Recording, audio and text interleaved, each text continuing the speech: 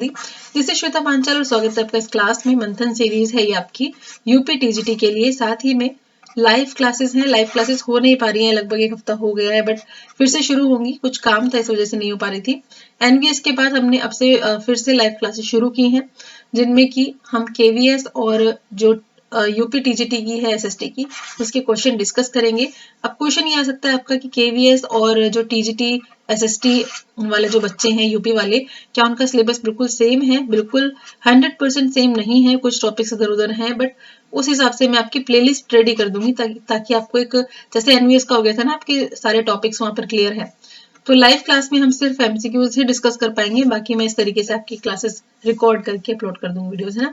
तो मंथन सीरीज में इसका फर्स्ट पार्ट हो चुका है हमारा पॉलिटिकल थियरी यानी राजनीतिक सिद्धांत। हमारा टॉपिक काफी इंपॉर्टेंट है और ये ध्यान रखिए आप सिर्फ कुछ टॉपिक्स के लिए आप सिर्फ बुक्स के भरोसे नहीं रह सकते हो। कुछ टॉपिक्स में आपको थोड़ा सा अलग से पढ़ना पड़ेगा, जैसे कि यहाँ पर आपकी कुछ स्टेटमेंट पूछ ली जाती है कि ये जो पूरा स्टेटमेंट है किसने दिया है, ठीक है, इस तरीके की चीजें, तो थोड़ा सा अलग से आपको पढ़ना पड़ता है।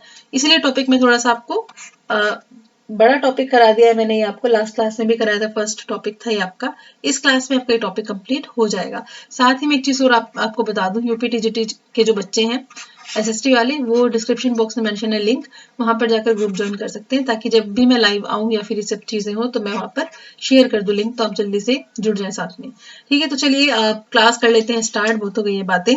वीडियो अच्छी लगी तो लाइक जरूर कर दीजिए, ठीक है। ये हमारी लास्ट क्लास का कंटेंट है सारा, जिसमें हमने डिस्कस किया था राजनीतिक सिद्धांत के बारे में, कुछ एक इंपॉर्टेंट चीजें देखी थी। साथ ही में हमने यहाँ पर डिस्कस किया था कुछ दृष्टिकोण, यानी हमारे डिफरेंट व्यूज, कौन से विचारक जो है क्या सोचते हैं इस बारे में। व्यवहारवादी था, ठीक है, ट्रेडिशनल था, ये सब हमारा कंप्लीट हो गया है। नेक्स्ट देखते हैं हम आज क्या पढ़ने वाले हैं। तो आज हमारा जो पढ़ने का है वो है हमें राजनीतिक सिद्धांत की क्या आवश्यकता है। तो सभी को पता है भी हमें राजनीतिक सिद्धांत की क्या आवश्यकता है, हमें राजनीति की ही क्या आवश्यकता है। मैंने लास्ट क्लास में आपको बताया था कि राजनीति का प्रीवियस वीडियो में बताया था कि क्या मीनिंग होता है। ये था हमारा शुरुआत के समय में निर्णय लेने की प्रक्रिया, यानी ये ऐसी चीज नहीं थी जैसे आज के टाइम में आप राजनीति को देखते हैं, उससे बिल्कुल अलग था। मतलब इसमें इन्वॉल्वमेंट चाहिए होता था रूल करने के लिए, तो वो पूरा राजा के पास या फिर पूरी सेना के पास या फिर कुलीन तंत्र के पास, जो भी तंत्र उस वक्त फेमस था, उसके हिसाब से उनके पास ये पूरी सत्ता की क्या कह सकते हैं कि शक्ति थी, ये पावर थी। तो अब हम देखते हैं कि राजनीतिक सिद्धांत क्या होता है। ये तो थोड़ा बहुत हमने लास्ट में देख लिया है, लेकिन इसकी आवश्यकता जो है वो क्या है, हमें इसकी जरूरत क्यों है। Why do we need political theory, तो हमें इसकी जरूरत क्यों है। तो देखिए, हमने ये वर्ड तो हमेशा सुना ही है, फिलोसोफर्स, यानी जो हमारे जो दार्शनिक हैं या फिर विद्वान इंपॉर्टेंट, जिन्होंने काफी रिसर्च किया है चीजों को लेकर। तो पॉलिटिक्स से रिलेटेड बहुत सारे टॉपिक्स उठाए गए, ठीक है, और उनकी प्रॉब्लम समझने की कोशिश की गई और फिर उनका सोल्यूशन निकालने की भी कोशिश की गई। तो ये सब किस चीज में ही आता है, ये सब इसी टॉपिक में आता है कि इसी वजह से हमें जरूरत है। लेकिन वो ऐसा क्या करते थे या फिर क्या करते हैं, जो फिलोसफर्स होते हैं उनका मेन काम क्या होता है। तो ये लोग क्या करते हैं, ये एक दार्शनिक का रोल भी प्ले करते हैं फिलोसफर्स, और एक वैज्ञानिक का रोल भी प्ले करते हैं, अलग अलग टाइम पर अलग अलग। जैसे कि आपका रोल प्ले होता है ना, आप कभी तो स्टूडेंट होते हैं, कभी फैमिली मेंबर हो सकते हैं, कभी आप एक टीचर होते हैं, तो आपका जो रोल है हर एक जगह पर अलग अलग चलता रहता है, लेकिन आप तो आप ही रहेंगे, है ना। तो जो दार्शनिक है, दार्शनिक अपने हिसाब से जब वो वैज्ञानिक पद्धतियों का यूज करता है तो वो एक वैज्ञानिक वाला व्यवहार करता है, लेकिन जब आदर्शवादी चीजें लाता है वो और ट्रेडिशनल चीजों में से कुछ चीजें निकाल के लाता है, तो वो एक प्रॉपर दार्शनिक वाला रोल प्ले करता है। लेकिन एक चीज मेन होती है, वो क्या होती है, पहली, किसी भी चीज को सॉल्व करने के लिए, किसी भी समस्या को सॉल्व करने के लिए वो उसका क्या करते हैं, विस्तृत वर्णन करते हैं, यानी जो भी कोई एक टॉपिक उन्होंने लिया है उसका डिटेल डिस्क्रिप्शन देते हैं। दूसरा तरीका वो क्या निकालते हैं, उसकी समुचित व्याख्या करके, ठीक है, क्या करते हैं उस टॉपिक के बारे में, उस चीज से रिलेटेड जितनी भी चीज है उसकी प्रॉपर तरीके से व्याख्या करते हैं, या फिर आप कह सकते हैं कि नेसेसरी एक्सप्लेनेशन उसकी कर देते हैं। तो पहला क्या है, विस्तृत वर्णन करते हैं, दूसरा समुचित व्याख्या करते हैं, और थर्ड पॉइंट है आपका मूल्य निर्धारण, ठीक है, मूल्य निर्धारण तथा निर्देशन, ठीक है, यानी वैल्यू जजमेंट वो करते हैं। तो इन सब चीजों का यूज करके वो क्या करते हैं, एक समस्या के समाधान की तरफ बढ़ते हैं। सपोज एक टॉपिक उन्होंने उठाया कि इस चीज में क्या क्या चीजें हो सकती हैं, और वो एक प्रॉब्लम तक पहुंचे, उस प्रॉब्लम के सोल्यूशन के लिए यानी उसके निदान के लिए उन्होंने उस टॉपिक का विस्तृत वर्णन किया, उसकी अच्छे से एक्सप्लेनेशन की, यानी उसको अच्छे से एक्सप्लेन किया, और लास्ट में फाइनली क्या क्या किया उन्होंने, मूल्य निर्धारण किया, यानी उसके बारे में अच्छे से फिर स्टेटमेंट दी बाद में। तो ये सब चीजें क्या की जाती है, सारे काम ही इस चीज में आते हैं। इस तरीके से हम कह सकते हैं कि राजनीति जो सिद्धांत है या फिर पॉलिटिकल जो थ्योरी है वो इन तीनों ही एस्पेक्ट्स का यानी इन तीनों ही पक्षों के विश्लेषण से रिलेटेड है। ठीक है, इन तीनों पक्षों के यानी इन तीनों एस्पेक्ट्स के विश्लेषण से ही रिलेटेड क्या है, पॉलिटिकल थियोरी। ये चीज आपको क्लियर हो गई होगी। इसमें क्या है, कोई भी जो विद्वान है वो जब समस्या का विस्तृत वर्णन करता है, इन सब के बारे में व्याख्या करता है या फिर कुछ भी काम ये करता है, तो वो क्या करता है, वैज्ञानिक विधियों का प्रयोग करता है। तो वो जैसे मैंने आपको बताया कि एक वैज्ञानिक का रोल प्ले करता है, और जब वो एक दार्शनिक का रोल प्ले करता है तब वो थोड़ी सी क्या चीजें करता है, वो आदर्श की स्थापना करता है, वो वाली चीजें आ जाती है। और एंड में वो किस चीज का क्या करता है, मूल्य निर्धारण करता है उन्हीं के हिसाब से। तो ये सारी चीजें एक दूसरे से क्या है, रिलेटेड है। ठीक है ना। नेक्स्ट हम एक नाम यहाँ पर देखेंगे, ये है आपका डेविड हेल्ड। ठीक है, डेविड हेल्ड। डेविड हेल्ड के बारे में अगर बात करें तो इन्होंने एक चीज बोली है, इन्होंने एक बात बोली इंपॉर्टेंट। इन्होंने कहा है कि जो राजनीतिक विज्ञान है वो राजनीतिक विज्ञान के आदर्श मूलक प्रश्नों से बचा नहीं जा सकता। आदर्श मूलक जो प्रश्न है उनसे बचा नहीं जा सकता। क्यों नहीं जा सकता, इसका मतलब क्या हुआ, यानी राजनीति का जो एक्सप्लेन करने वाला होता है, यानी राजनीति की जो व्याख्या करने वाला होता है, इसका जो व्याख्याता होता है वो क्या चीज होता है, वो सिद्धांत शास्त्री, वैज्ञानिक व दार्शनिक दोनों ही होता है, दोनों ही होता है। ये बात किसने बोले, डेविड हेल्ड ने, कि राजनीतिक विज्ञान जो है उसके राजनीतिक विज्ञान आदर्श मूलक प्रश्नों से बच नहीं सकता, क्योंकि उसका जो सिद्धांत शास्त्री होता है वो वैज्ञानिक और दार्शनिक दोनों ही होता है। तो यानी उसके जो व्यूज हैं, उसमें जो भी चीजें वो लिख रहा है, जो वो एक्सप्लेन कर रहा है, उसमें वो एक वैज्ञानिक और एक दार्शनिक दोनों का ही रोल वो प्ले कर रहा है। ठीक है, कौन, जो व्याख्या कर रहा है, यानी एक पर्टिकुलर फिलोसफर। ठीक है ना। यहाँ पे हम दूसरी बात देखते हैं, अब इसको इरेज कर लेते हैं पहले। नेक्स्ट पॉइंट है हमारा कि राजनीतिक शास्त्र, राजनीतिक दर्शन और राजनीतिक सिद्धांत, क्या ये सब एक ही चीज है या फिर इनमें थोड़ा बहुत डिफरेंस भी है। ठीक है, लेकिन हम क्या कह सकते हैं, हमने हमेशा इनको एक दूसरे के पर्याय के रूप में भी हमेशा एक दूसरे के पर्याय के रूप में देखा है। कभी राजनीतिक शास्त्र को राजनीतिक दर्शन की तरह यूज कर लिया, कभी राजनीतिक सिद्धांत की तरह, तो हम इन सबको एक जैसे तरीके से ही देखते हैं।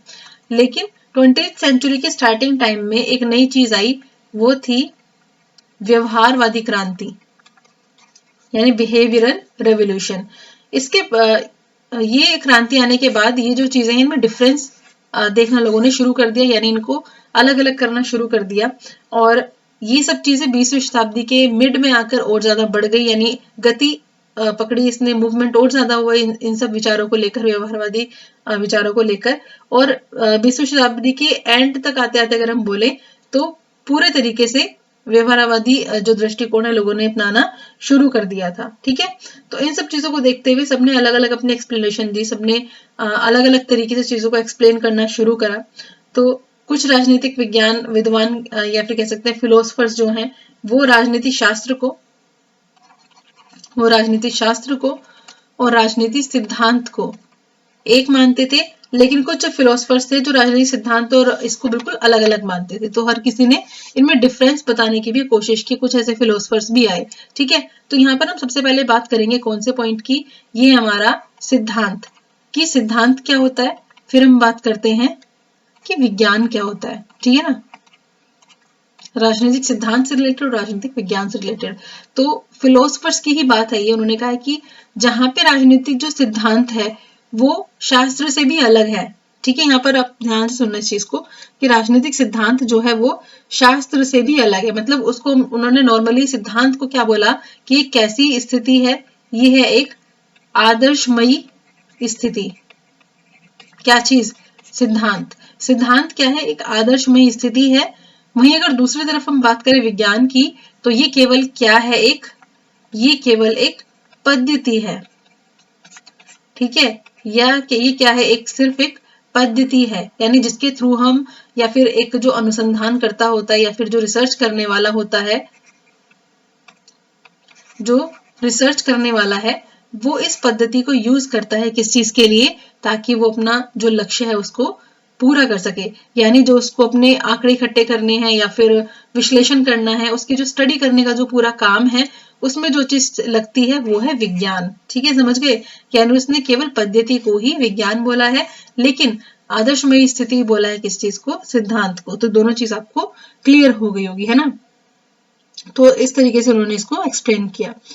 नेक्स्ट हम चलते हैं अपने अलग पॉइंट पर।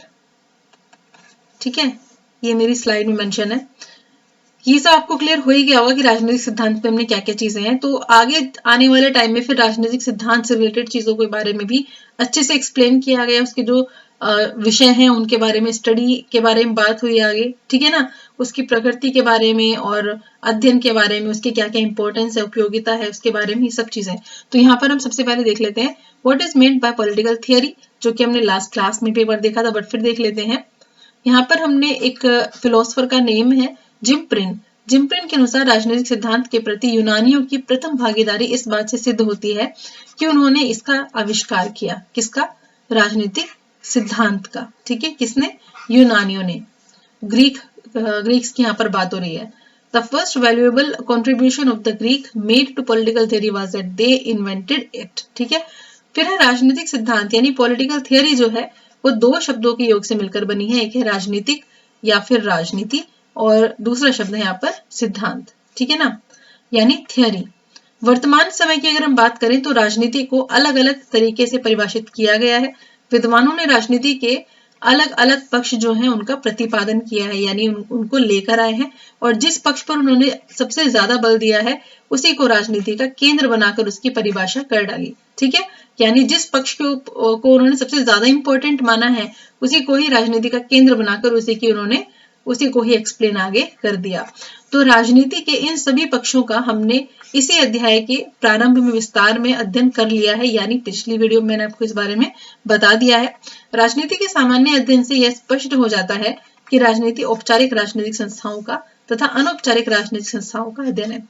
ठीक है, यहाँ पर एक चीज दोबारा से देखिए, राजनीति के सामान्य अध्ययन से हमें ये चीज क्लियर हो जाती है कि राजनीति यानी पॉलिटिक्स क्या है। आपको दोबारा बोल रही हूँ, पॉलिटिक्स क्या है, राजनीति क्या है।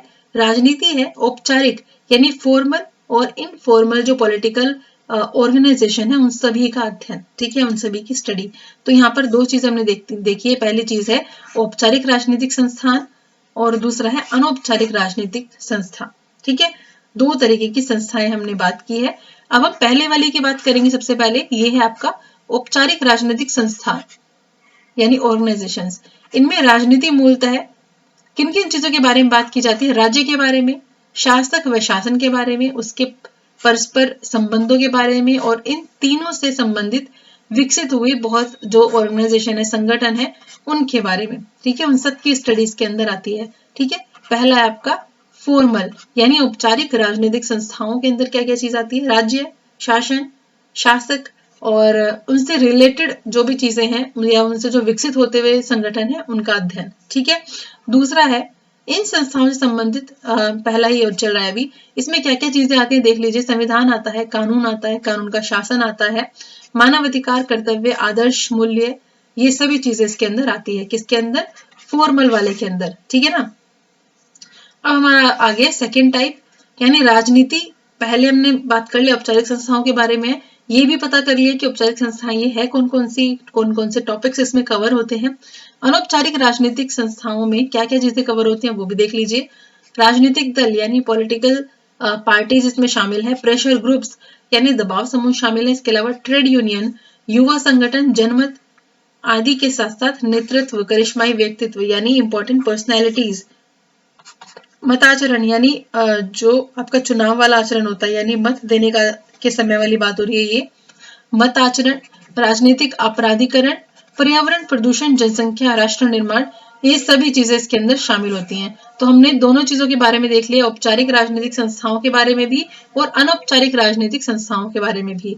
हमने देखा कौन कौन से टॉपिक आते हैं औपचारिक राजनीतिक संस्थाओं में, और हमने ये भी देख लिया है कौन कौन से टॉपिक आते हैं अनौपचारिक राजनीतिक संस्थाओं में। तो इन दोनों की क्या किया जाता है, इन दोनों की जाती है स्टडी, यानी इन दोनों का ही क्या किया जाता है, अध्ययन। ठीक है, और ये अध्ययन ही किस चीज में किया जाता है, राजनीति में। ठीक है, तो राजनीति के अंदर इन दोनों तरीकों के जो संस्थाएं हैं उनका अध्ययन शामिल है। तभी हमारा जो राजनीति है बहुत ही ज्यादा वाइड है। इसमें ऐसा कुछ भी नहीं है कि हम सिर्फ 2 से 4 टॉपिक ही पढ़ेंगे। इसमें जितना ज्यादा चीजें देखो आप, दूर दूर तक कुछ ना कुछ नजर आ ही जाता है। तो सभी पॉलिटिक्स में ही शामिल है। तो ये सब देख लिया आपने। हम क्या पढ़ते हैं, हम बात करते हैं ना कि हम कुछ एक लोगों के बारे में बात करते हैं, कुछ नेताओं के बारे में बात करते हैं, तो वो भी एक राजनीति का ही हिस्सा है। वो फिजूल की बात नहीं है, क्योंकि कहीं ना कहीं वो जो नेता है वो ही तो राजनीति में इन्वॉल्वमेंट दे रहा है ना अपना, तो उसको भी पढ़ना भी जरूरी है। उसके व्यवहार से पता चलेगा कि वो पॉलिटिकल पार्टी कैसी है। तो सभी चीजें एक दूसरे से क्या है, रिलेट करती हैं। ठीक है, नेक्स्ट आ जाइए। राजनीतिक सिद्धांत एक ऐसा चुनावी विषय है जो विविध प्रकार के अनुशासनों से सामग्री ग्रहण करता है, और ऐसे कोई विषय सामग्री या फिर विश्लेषण की विधि नहीं है जिसे केवल राजनीतिक सिद्धांत से ही संबंधित या वर्गीकृत किया जा सके। ठीक है, इसमें एक व्यक्ति का या फिर कह सकते हैं फिलोसफर के बारे में देखते हैं, नॉर्मन के बारे में। ये है, इस प्रकार राजनीति सभी अनुशासनों से संबंधित शास्त्र बन जाता है, और राजनीतिक सिद्धांत शास्त्री को अनेक विषयों से संबंधित सिद्धांत का निर्माण करना पड़ता है, और इसी कारण राजनीतिक सिद्धांत का विषय क्षेत्र बहुत ही ज्यादा क्या हो जाता है, व्यापक हो जाता है। आपको पता है कि हमने औपचारिक अनौपचारिक चीजें देख ली हैं, साथ ही में इन सब चीजों से हमें ये चीज क्लियर हो जाती है कि अलग अलग जो विचारक है वो अपने अलग अलग तरीके से चीजों को डिस्कस करता है या फिर उसको एक्सप्लेन करता है। यहाँ पे एक चीज और आपको ध्यान रखनी है, मैंने देखो स्लाइड में, हाँ है, बिल्कुल है, यहीं पर आ रही थी मैं। ठीक है ना, एक चीज और ध्यान रखनी है, सिद्धांत जो है वो अंग्रेजी शब्द थियरी का हिंदी रूपांतरण है। थियरी जो है वो क्या है, एक यूनानी शब्द है। ये क्वेश्चन पता नहीं कितनी बार पूछा गया है, पीजीटी के एग्जाम तक में भी क्वेश्चन पूछा गया है कि जो थियरी है ये कौन सी भाषा का शब्द है, फिर थियोरिया कौन सी भाषा का शब्द है। तो वो आपको बताना है, ये है ग्रीक भाषा का यानी यूनानी भाषा का शब्द थ्योराइन नामक शब्द से लिया गया है। इसका अर्थ क्या है, इसका अर्थ होता है भावनात्मक सोच विचार यानी सेंटिमेंटल थिंकिंग। ठीक है, तो थ्योरम जो शब्द है या फिर सिंपल सा एक वर्ड है सिद्धांत यानी थियरी, उसका मतलब होता है भावनात्मक सोच विचार यानी सेंटिमेंटल थिंकिंग। एक ऐसी मानसिक दृष्टि, हम बात कर रहे हैं कि भावनात्मक सोच विचार का मतलब क्या होता है। ये एक इस तरीके की मानसिक दृष्टि होती है जो कि एक वस्तु के अस्तित्व यानी एक किसी भी चीज के एग्जिस्टेंस के बारे में और उसके कारणों के बारे में बात करती है। ठीक है, अर्नोल्ड बेस्ट के अनुसार हम बात करें तो सिद्धांत के अंतर्गत किसी भी विषय के संबंध में एक लेखक की पूरी सोच या फिर समझ शामिल रहती है। अगर आपको एक टॉपिक दे दिया जाता है तो उसमें आपके अपने पर्सनल एक्सपीरियंस भी जरूर होंगे। आपकी पर्सनल लाइफ में क्या हुआ है, पर्सनल का मतलब ये नहीं कि पर्सनल लाइफ का मतलब सिर्फ ये नहीं है कि आपकी घर की लाइफ, आपकी आसपास जो आपसे लोग रिलेटेड हैं उनके साथ आपके कैसे रिलेशन रहे हैं या फिर आपके साथ क्या चीजें हुई हैं, वो चीजें जरूर इम्पैक्ट करेंगे आपके जो आप भी लिख रहे हैं। ठीक है, उन सब चीजों में तो आपकी सोच जो है वो कहीं ना कहीं आपकी कलम के थ्रू पन्नों पर छप जाती है जो आप लिखना चाहते हैं। चाहे आप कोई भी विषय पढ़ रहे हो, कुछ भी चीज पढ़ रहे हो, लेकिन उस पर आपकी थिंकिंग की छाप आपको हमेशा देखने को मिलेगी। तो वही चीज आपको यहाँ पर बोली जा रही है, किसी भी विषय के संबंध में एक लेखक पूरी की पूरी अपनी सोच रख देता है, वो भी शामिल करता है।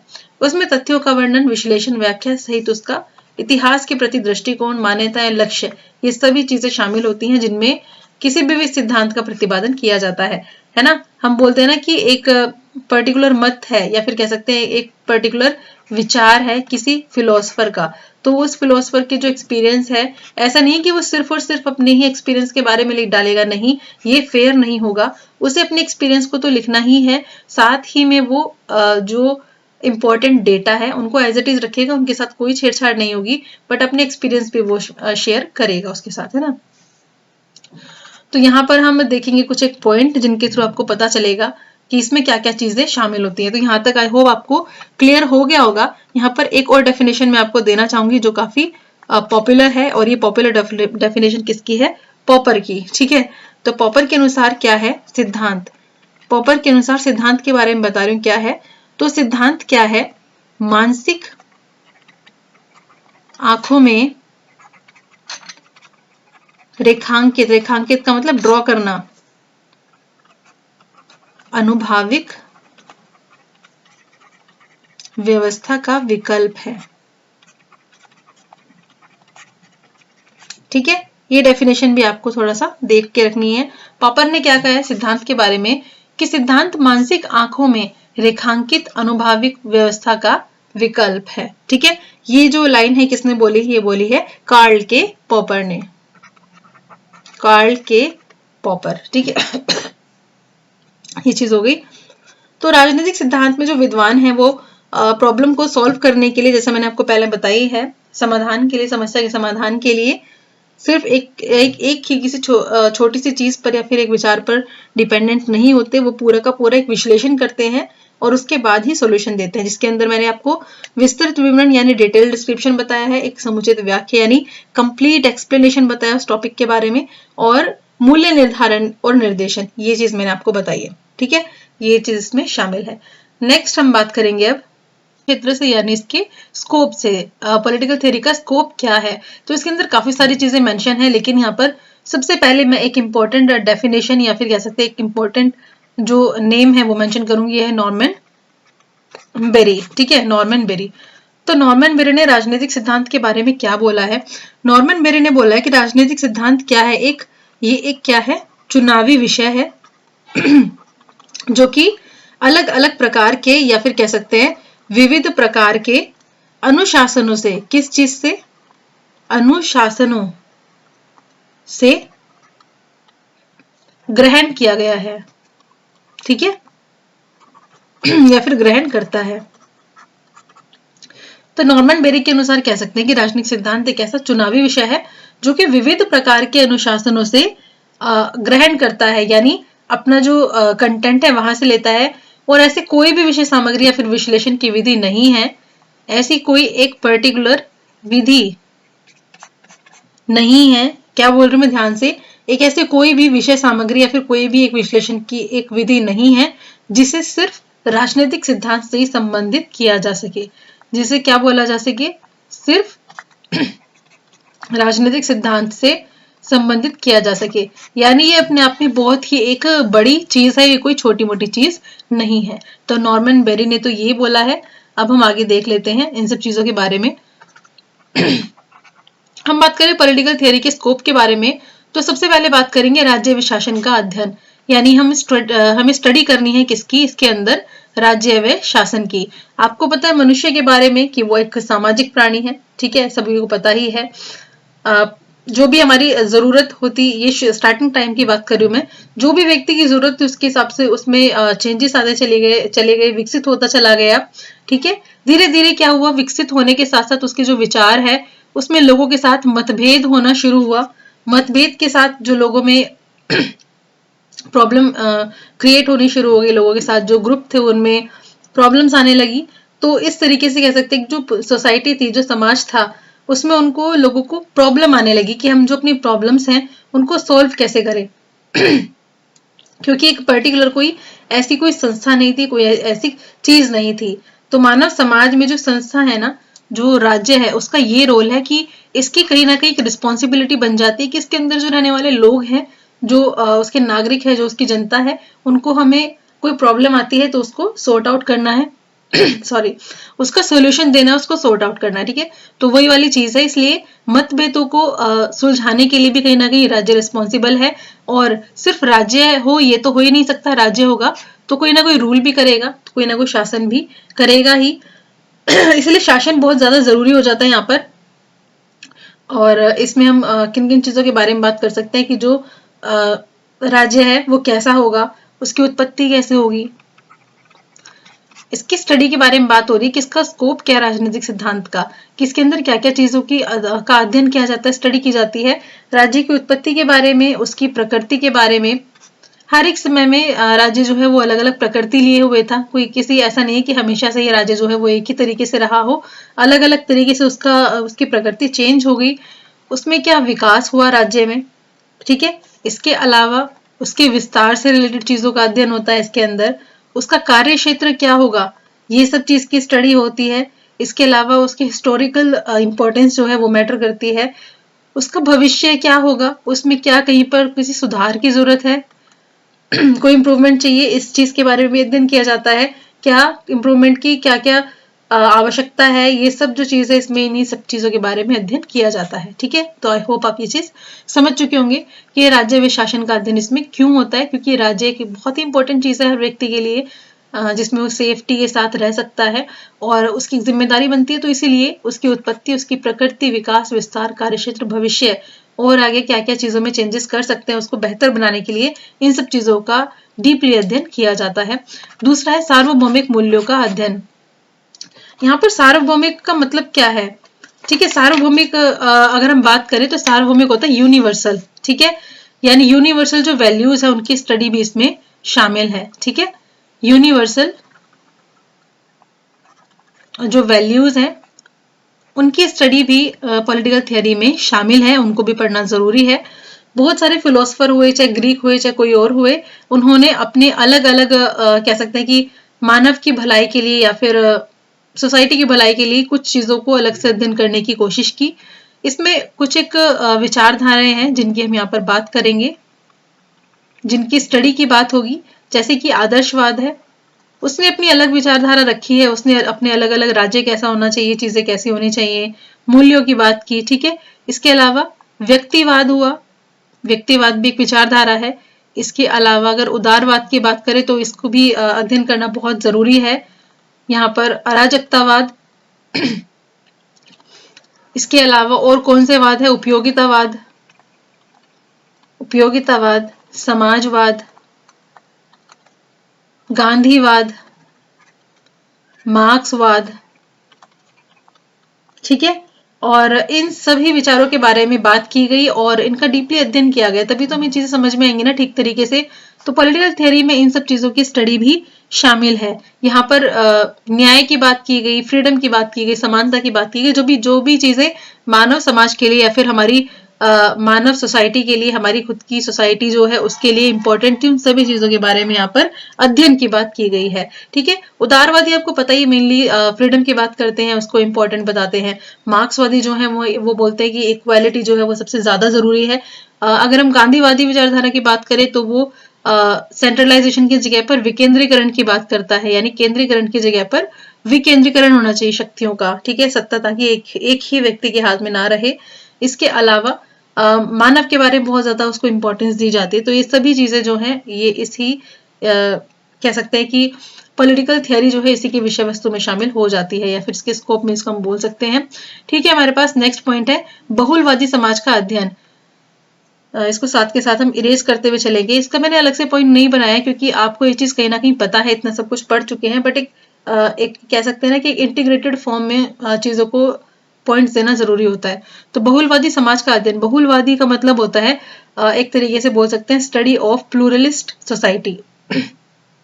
ठीक है, बहुलवादी सोसाइटी का मतलब क्या है कि इसमें सबसे ज्यादा जो ध्यान है मानव कल्याण की चीजों पर बोला जाता है।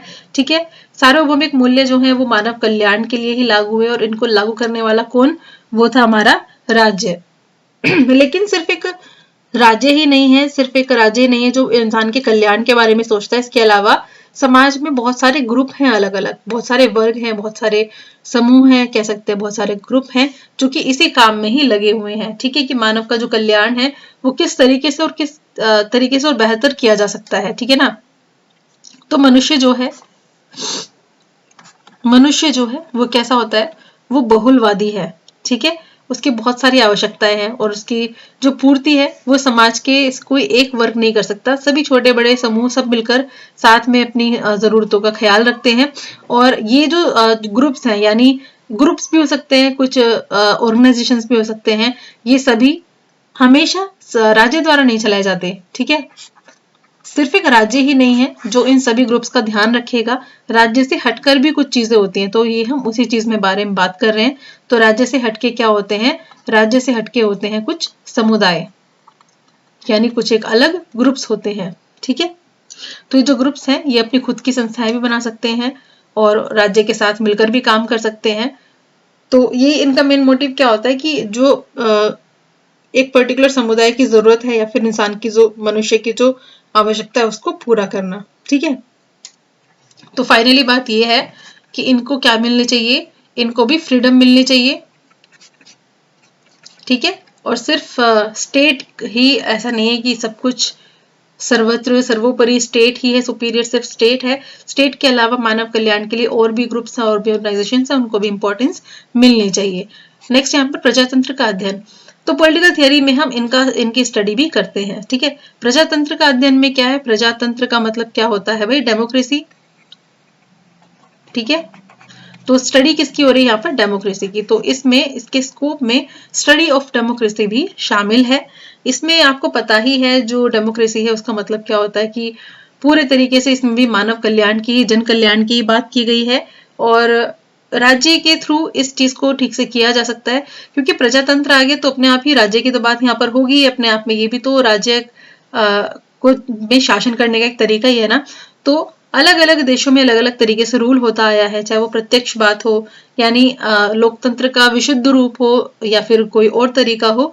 लेकिन कुछ चीजें यहाँ पर क्या होंगी, कुछ चीजें यहाँ पर बहुत ही ज्यादा सिमिलर देखने को मिलेंगी, जैसे कि पॉलिटिकल पार्टीज होंगी यानी पॉलिटिकल ग्रुप होंगे, राजनीतिक दल होंगे और प्रतिनिधि व्यवस्था होगी यानी कौन यहाँ पर रूल करेगा, उसका प्रतिनिधित्व कौन करेगा। ठीक है, कौन उसको रिप्रेजेंट करेगा, उस चीज के बारे में बात होगी यहाँ पर। क्योंकि डेमोक्रेसी है तो मतों की बात होगी, तो मताधिकार की बात होगी। मताधिकार का मतलब है राइट टू वोट यानी मत देने का अधिकार। इसके अलावा जनमत यानी जनता जनार्दन वाली बात तो है ही। तो ये सब ऑर्गेनाइजेशंस, इन सब की स्टडी की जाती है, चाहे वो प्रत्यक्ष लोकतंत्र हो या फिर अप्रत्यक्ष लोकतंत्र हो। ठीक है, हर तरीके से उनकी स्टडी की जाती है कि कहाँ कहाँ पर प्रजातंत्र में भी क्या समस्या है, क्या अच्छाई है, क्या बुराई है और इसको सुधारने के लिए और क्या किया जा सकता है। ठीक है, तो राजनीतिक दल हुए, इसमें जो जो चीजें शामिल है ना, इन सब की परिभाषा, इनका स्कोप यानी इनके बारे में हर एक चीज पता की जाती है। ठीक है ना। नेक्स्ट हमारे पास मानव व्यवहार का अध्ययन, स्टडी ऑफ ह्यूमन बिहेवियर। देखिए, जब हम स्टेट की बात करते हैं या फिर किसी ऑर्गेनाइजेशन की बात करते हैं तो वो अपने आप में खुद तो चल नहीं सकता, उसको चलाने के लिए किसी न किसी व्यक्ति की जरूरत होगी। अभी वो टाइम नहीं है जब रोबोट्स हर जगह आपको देखने को मिलेंगे। हाँ, रोबोट्स का टाइम भी आ चुका है, आपको दिख जाएंगे अब तो जगह जगह पर कंपनीज बना रही है छोटे मोटे रोबोट्स, उनको लॉन्च किया जा रहा है, मतलब उनको लाया जा रहा है कि हाँ देखिए घर में ये चीजें हम भी कर रहे हैं। बट फिर भी जो मेन जो है वो तो भी व्यक्ति, फिलहाल तो व्यक्ति ही है। तो बिना व्यक्ति के कोई ऑर्गेनाइजेशन नहीं चल रही है, ये सब चीजें नहीं हो रही है। तो आप खुद देखिए ना, अगर आप एक टीचर भी हैं तो आपके जो विचार होंगे, उन आपने कितना भी अच्छे सब्जेक्ट पढ़ रखा हो मैटर ही नहीं करता, जब तक आपकी अपनी अपनी थिंकिंग डिपेंड नहीं करती है। आप नैरो माइंडेड हो, आप कंजर्वेटिव हो या फिर आप कितने खुले ओपन माइंडेड इंसान हो, वो सब आपके पढ़ाने के तरीके में मेंशन होगा। इसलिए कहते हैं कि अगर एक अच्छा टीचर होगा तो वो एक अच्छी सोसाइटी बना सकता है। ठीक है ना। अगर बायस वाली भावना होंगी अंदर अंदर चीजों को लेके या फिर कोई भी सिचुएशन हो सकती है, इन सब चीजों से दूर रह के टीचर को अपनी टीचिंग करनी चाहिए। तो वही है, हर प्रोफेशन में व्यक्ति के व्यवहार का असर पड़ता है, तो उसकी स्टडी करनी भी जरूरी है। मेन पॉइंट यहाँ पर ये है। ठीक है ना। नेक्स्ट हम बात करेंगे। ठीक है, अब देखिए ना, अगर हम बात करें विकसित देशों की, तो एक विकसित देश बनने के लिए वहां के जो नागरिक हैं वही तो रिस्पॉन्सिबल है ना। कोई एक कंट्री अपने आप तो नहीं आगे बढ़ रही है, उसके जो लोग हैं, जो नागरिक हैं, वहां के सिटीजन हैं, वो उसको आगे बढ़ाने का काम कर रहे हैं। अभी आपको बोला जाए कि यहाँ पर आपको ये काम नहीं करना है, तो अगर आप एक जिम्मेदार नागरिक हैं तो आप वो काम नहीं करेंगे। तो आप वो काम नहीं करेंगे तो आप अपने देश की प्रोग्रेस में हाथ बढ़ा रहे हैं, आगे उसमें पार्टिसिपेट कर रहे हैं। बट अगर आपको कंटिन्यूसली वही चीज बोली जा रही है, ये काम नहीं करना, बट आप फिर भी करे जा रहे हैं, तो देश पीछे जाएगा ही जाएगा। ठीक है, बहुत सारी चीजें हैं और यही अंतर बना देता है एक देश को विकसित बनाने में, विकासशील या फिर अल्प विकसित करने में, या फिर बहुत सारी चीजें यहाँ पर। राजनीतिक शक्ति का अध्ययन, यहाँ पे राजनीतिक शक्ति का मतलब क्या है। ठीक है, और देखिए मानव व्यवहार के बारे में बहुत सारे फिलोसफर्स हैं जिन्होंने इस पूरी चीज को कवर किया है, जिनमें की इंपॉर्टेंट नाम मैं आपको बता देती हूँ। बोर तो नहीं हो रहे यहाँ पर, खैर बोर वाला टॉपिक तो नहीं है, लेकिन फिर भी आपको टॉपिक अच्छे से मुझे क्लियर कराना है, इसलिए मैं थोड़ा सा आपको देर से करा रही हूँ टॉपिक, है ना। हेरोल्ड लाजवेल, कई बार आपसे ये क्वेश्चन पूछ भी ले जाता है, हेरोल्ड लाजवेल। इसके अलावा जेम्स कोलमैन, ठीक है, जी मोस्का, इसके अलावा परेटो, डेविड ईस्टन, ठीक है। डेविड ईस्टन का तो आपने राजनीतिक व्यवस्था सिद्धांत भी पढ़ा होगा ना, ग्रेजुएशन में भी होगा आपके पास, अगर आपने पॉलिटिकल साइंस पढ़ी होगी तो ये सब चीज हैं। इन सब फिलोसफर्स का भी काफी इंपॉर्टेंट रोल है। तो यहीं पर हमने औपचारिक अनौपचारिक हर तरीके की चीजों के बारे में भी अध्ययन किया। नेक्स्ट चलते हैं, राजनीतिक शक्ति का अध्ययन। शक्ति का अध्ययन की बात है study of political power. Political power का मतलब यहाँ पर है कि राजनीतिक शक्ति का जो सिद्धांत है वो जितना ज्यादा पुराना होगा उतना ही ज्यादा उसमें जितना कि मतलब कह सकते हैं कि समय के साथ साथ चीजें ऐड होती जाती हैं। जो पुराने टाइम है उसमें उस वक्त की चीजें ऐड हैं, उसके बाद और नया टाइम आया तो उसमें और कुछ नया ऐड हुआ, ठीक है। उसी तरीके से जो फिलोसफर्स हैं वो भी चेंज होते चले गए। अगर हम बात करें कोई भी फिलोसफर की बात हो और प्लेटो रस्सो का नाम ना आए तो पॉसिबल ही नहीं है। प्लेटो ने अपनी एक इंपॉर्टेंट बुक थी जिसका नाम क्या था, रिपब्लिक। अब तो बेसिक क्वेश्चन हो गया है तो हर किसी को पता होना चाहिए प्लेटो की बुक का नाम क्या है, रिपब्लिक। इस रिपब्लिक बुक में उसने पूरे राष्ट्र के बारे में चीजें मेंशन की थी कि एक राष्ट्र जो है, एक अच्छा राष्ट्र कैसा होना चाहिए, और उससे रिलेटेड चीजें काफी सारी बातें उसने बताई थी, ठीक है।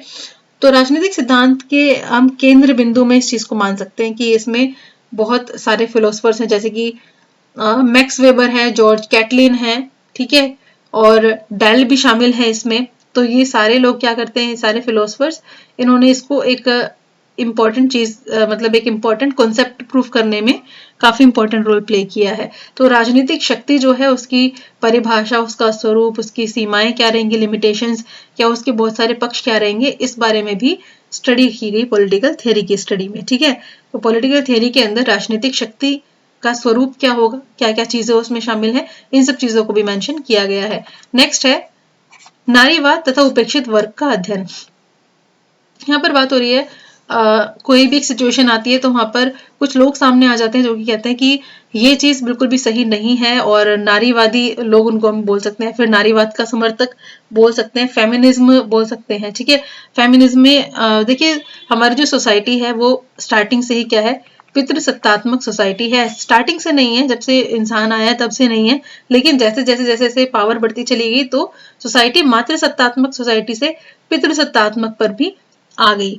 और जो रोल है पितृसत्तात्मक का मतलब क्या होता है, यानी जो पिता का रोल है, यानी फादर वाला जो रोल है वो काफी इंपॉर्टेंट हो जाता है। और दूसरे तरीके से बोल सकते हैं कि मेल डोमिनेंस होता है सोसाइटी में, किसी भी घर में, फैमिली में, सोसाइटी में मेल डोमिनेंस ही सबसे पहले आ जाता है, ठीक है। और एक तरीके से जो लेडीज हैं उनके जो पॉइंट ऑफ व्यू है उनको कम आंका जाता है। इसका मतलब है ये किस चीज का, नारीवाद का मतलब।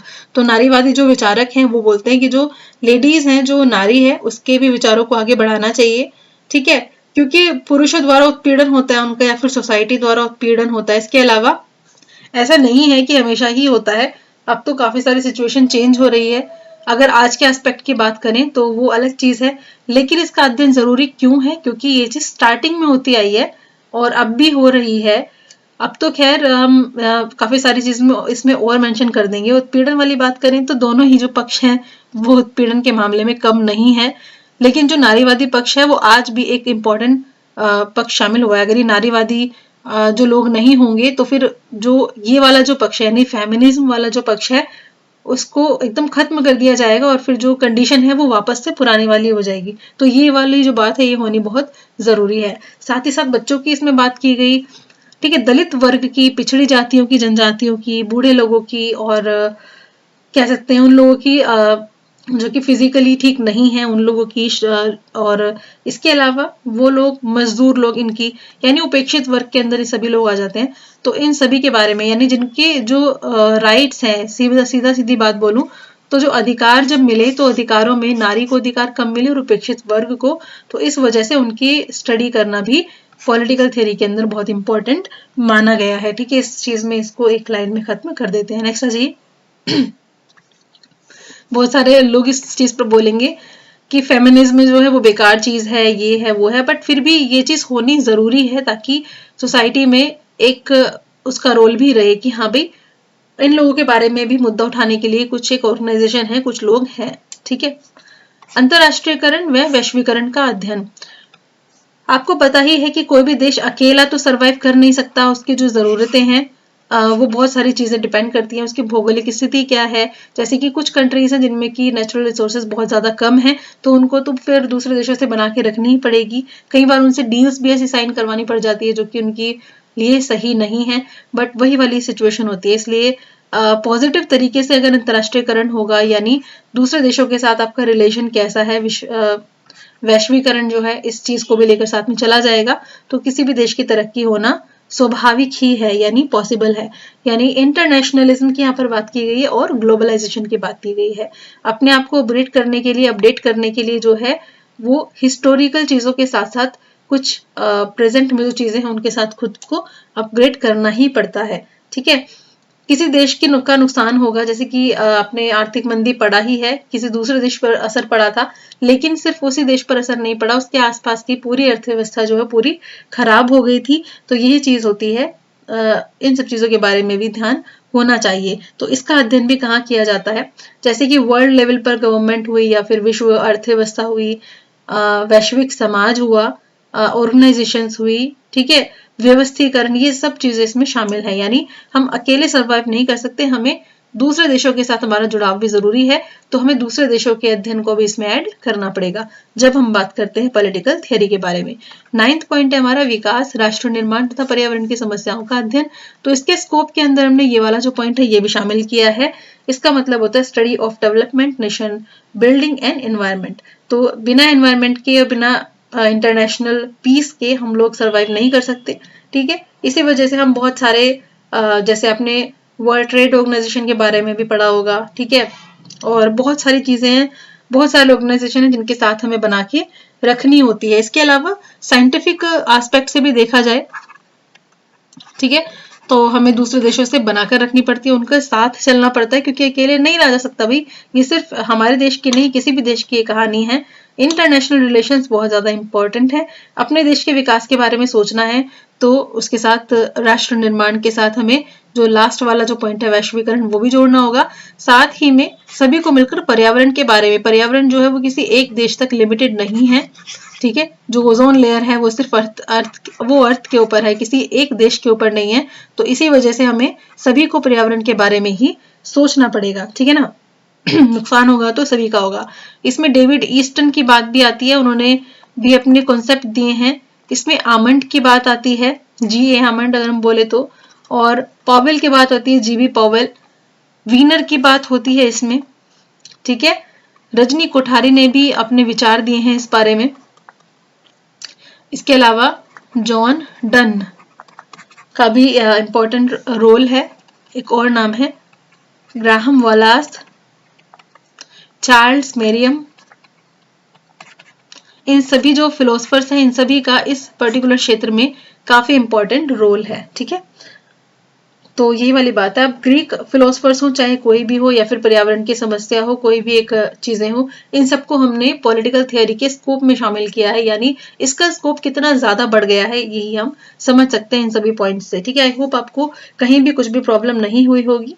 और ये पॉइंट हमारा आज खत्म होता है। अगर आपको वीडियो अच्छी लगे तो प्लीज वीडियो को लाइक एंड शेयर जरूर करें, क्योंकि आपके मेरे एफर्ट्स जो है वो आपके लाइक से बहुत ही ज्यादा मुझे कुछ और अच्छा करने की बहुत ज्यादा इंस्पिरेशन मिलेगी, मुझे अच्छा लगेगा, ठीक है। थैंक यू सो मच, मिलते हैं अपने नेक्स्ट वीडियो में। और नाइट के सेशन को मिस मत कीजिए।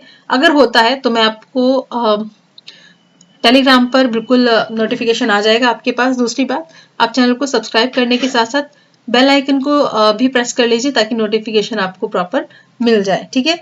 दोबारा से हमने अपनी क्लासेस फिर से स्टार्ट कर ली हैं, थोड़ा सा गैप आया था बीच में। अब टेंशन वाली कोई बात नहीं है, कंटिन्यूस पढ़ाई होगी। और अगर किसी टॉपिक के बारे में आपको वीडियो चाहिए तो आप नीचे कमेंट सेक्शन में मेंशन जरूर कर सकते हैं। So thank you so much watching this video. I hope आपको टॉपिक ठीक से क्लियर हो गया हो। Stay healthy, stay connected.